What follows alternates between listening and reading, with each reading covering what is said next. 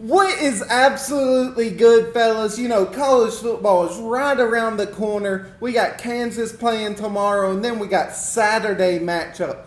Georgia Tech and Florida State. You know, I'm very intrigued in that matchup, actually, because, you know, Georgia Tech is on the rise, you know, in my personal opinion. After they fired their head coach, you know, they gave Georgia a run for their money at the end of the year, and I think they're trying to get back into the ACC contention, you know. So I'm very intrigued. You know, Florida State's top 10. They lost their quarterback, man. So we'll just have to see how that game goes. And I'm extremely excited. You know, man, we're excited for this season to start. And let's see, who do y'all think's gonna win it all this year? So we'll just have to see. Can Ohio State and Michigan, who will win that game at the end of the year? So it'll be very intriguing, you know. So, and today we are going over the top 10 defensive backs in college football, guys. So, you know, it'll be very interesting. So my top 10, at number 10, guys, I got Jabbar Muhammad from the University of Oregon.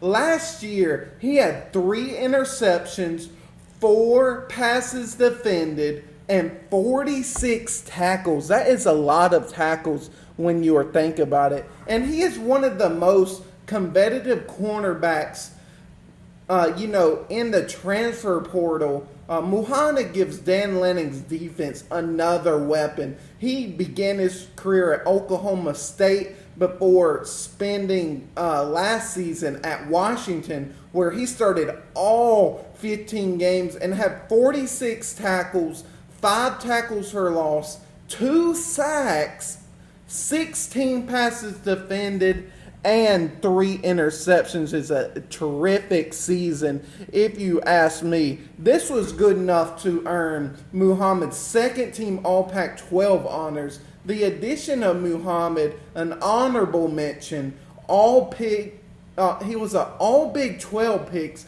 in 2022, actually, and is big for Oregon, which has ramped its secondary this offseason. What might be even bigger is taking down from Washington after Kalen DeBoer departure to Alabama, as both the Ducks and the Huskies prepare for a transition into the Big Ten in 2024. And those are some big reasons why I believe he is number 10 on my board. And moving on, at number 9, I have Andrew Mukaba from the University of Texas. He did not have interceptions, but he did have 6 passes defended and 42 tackles, which is absolutely insane in 1 year. And that's why I have him at number 9. Because after years of relying on a dominant defensive front, Clemson's defense took an odd turn in 2023 that I saw for real. So the Tigers' run defense was merely good, not great, but the pass defense was almost undeniable for real. So he was the number 1 reason for that. He erased half the field on any given play in 10 games. His man was targeted only 27 times and caught only 8 balls for 85 yards. That's a paltry allowed per coverage snap. He gave up 1 20-yard completion all year long, guys, and it was a mere 21-yarder to be exact. Now he moves to his hometown of Austin, where alongside his Jahdae Barron and Terrence Brooks, he should form one of the most physical and apprehensive cornerback tandems in the country. He can play out wide or in the slot. He could be a massive difference maker for the Texas defensively, man. And that's a big reason why he has number 9, even though he didn't have any receptions, but he was that guy, best believe. And number 8, guys, I have Sebastian Castro from the University of Iowa.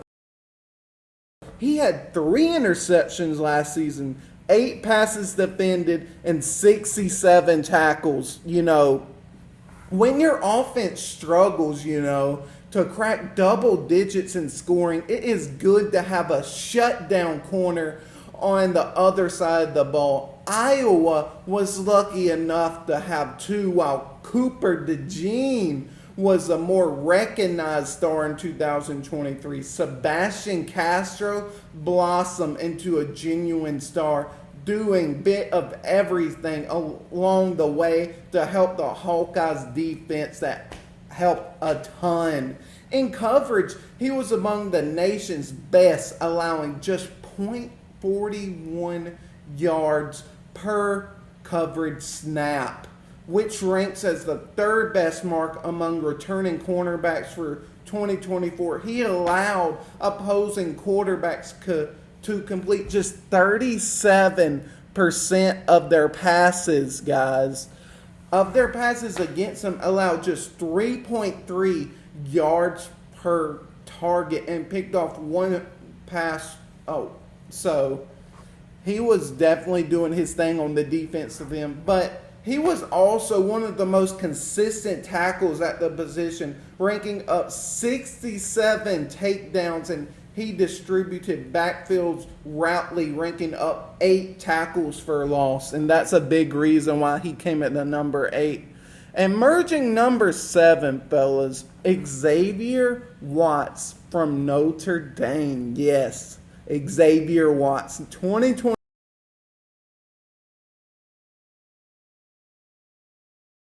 stats. He had astounding 7 interceptions, 4 passes defended, and 52 tackles, guys.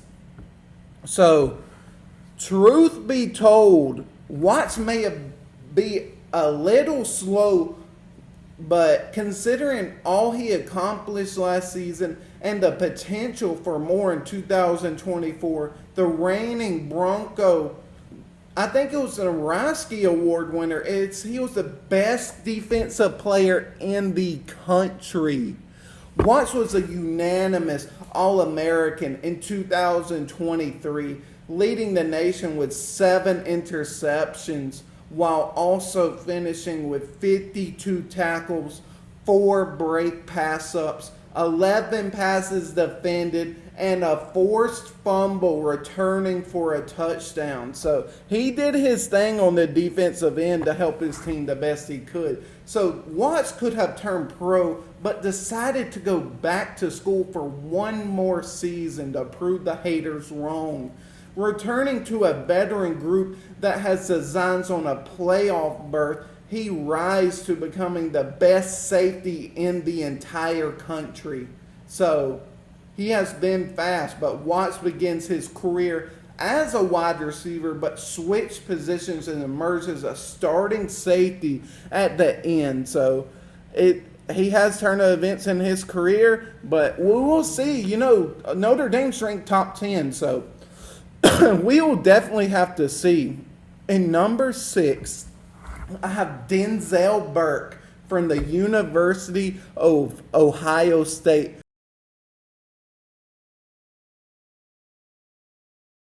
So he did have 1 interception last season, 8 passes defended, 24 tackles. So Burke was American, like a freshman All-American in 2021 to note, before stepping in as Ohio State's full-time starter a year later. He has started 24 straight games at corner for the Buckeyes and has been exceptional at that task or that job. What do you want to call it? So as a junior in 2023 last season, he finished 7th in the Big Ten in completion percentage, allowed 38.5%, surrounded just 0.88 yards per snap in coverage, allowed only 1 touchdown, and threw and broke up 9 passes to go along with 1 interception.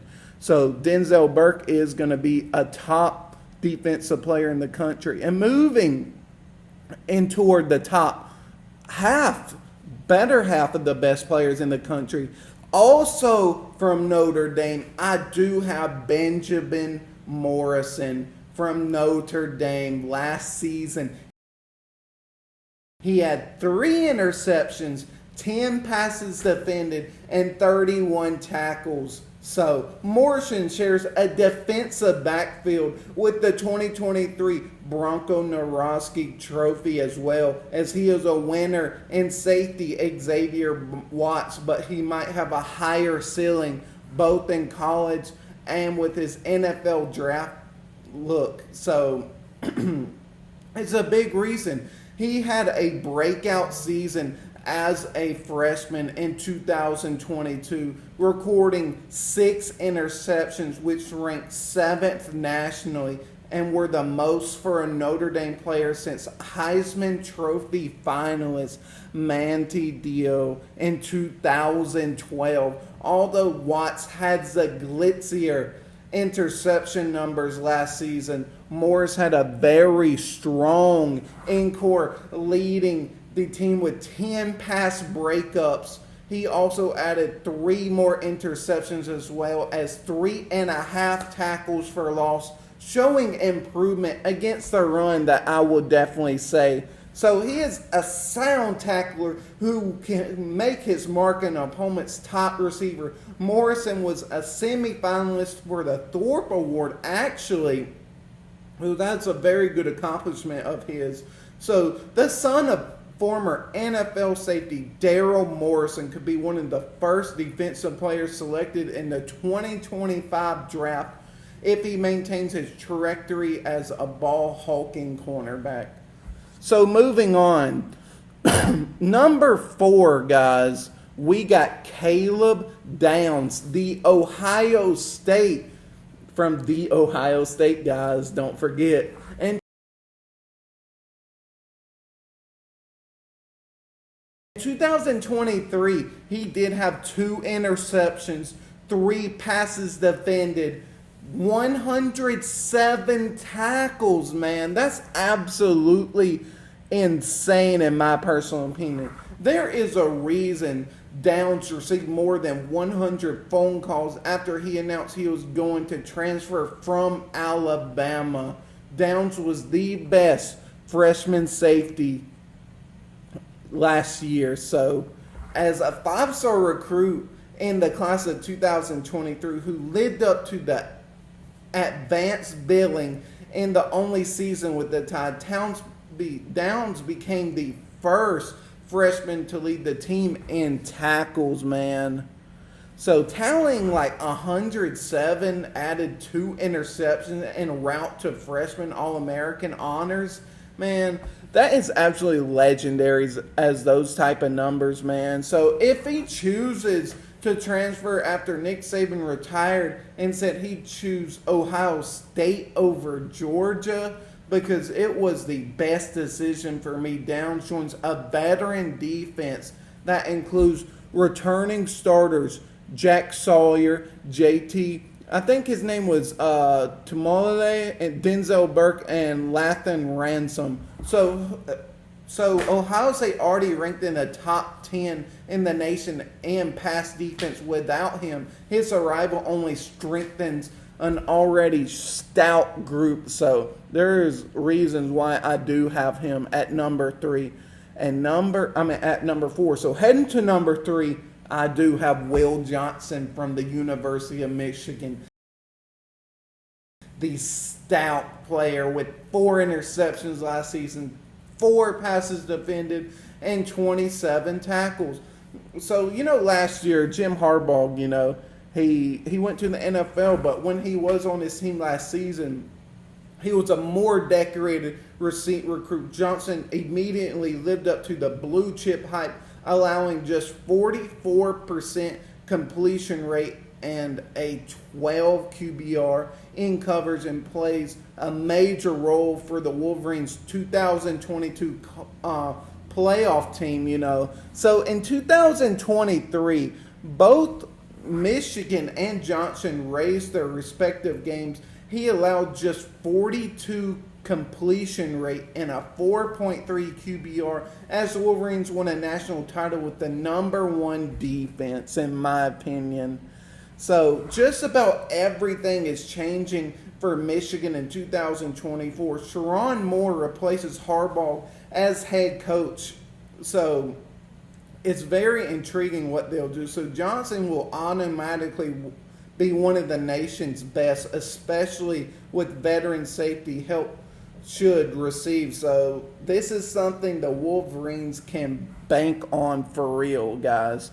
And going into the top two that I have, and you thought I would have them at number one, but number two, Travis Hunter from the University of Colorado, the two-way player. We have not seen a good two-way player like this in a minute, guys. But last season, he did have 3 interceptions, 5 passes defended, and 31 tackles as a two-way player. That is absolutely legendary, if you ask me. So when Deion Sanders spoke of the Louis Vuitton he was bringing, he likes the watches, the fancy cars he's got, but hey, he brings the game as well on the field and off the field. So he was one of the players, rightfully so. So he was the best player in the country when getting snaps on both offense and defense. Hunter's best plays from 220 last season, 2023, stand out on the defensive side, such as his spectacular interception in the opener against TCU. So he routinely, guys, followed the opponent's best receiver and 3 interceptions on the season, second most Pac-12 corners. He also had 31 total tackles, 2 for a loss, as well as 5 passes defended. If Colorado takes another leap in 2024, Hunter will be the big reason why, but we will have to see. They had a very good season in the beginning, and then it just plummeted down to earth. So, number one, the best defensive player in the country, I do have Malaki Starks, the University of Georgia, man. Bringing their stud guy back. So last year he did have 3 interceptions, 7 passes defended, and 52 tackles. So let me explain on why I think he is the best player on the defensive side of the ball. So hear me out. From the very first time Stark stepped on the field for the Bulldogs, there was a feeling that the 5-star safety was different. In the first quarter of his first collegiate game, September 3rd, 2022, Starks intercepted a deep pass from Oregon quarterback Bo Nix. He highly pointed the ball and hauled it in while falling backward in Georgia's 49-3 victory. Starks was named freshman All-American while helping the Bulldogs lead to their second straight championship, man. But, last season, Starks was even better. He named consecutive All-American after totaling 52 tackles, man, 3 interceptions and 7 pass breakups. So, which was 6 among all Power 5 safeties according to Profile Focus. So, leaving for the NFL draft, Starks will have an even more important role on the back end of Georgia's defense this season. He could become the Bulldogs' first 2 All-American safety since John Little in the 1985-86. The 6'1", 205-pound junior is projected to be the first-round selection in the 2025 draft, So that's pretty, in my personal opinion. So these are the top 10 college football's top 10 defensive backs heading into the season of 2024. So that's my personal opinion. Let me, guys, think what you personally think. Who should be off of this list? Who should be higher? Who should be lower? So, this is going to be the end of this episode, guys. That's just my opinion. Let me, guys, what you guys think. So, this will be the end of this episode. If you like this type of content, man, just like the video, subscribe if you want some more takes like this. So, I appreciate you enjoyed it. And, whoever watched, I highly appreciate you putting the time and watching my videos. I highly appreciate it, guys. And we'll see you guys in the next one, man. Peace out.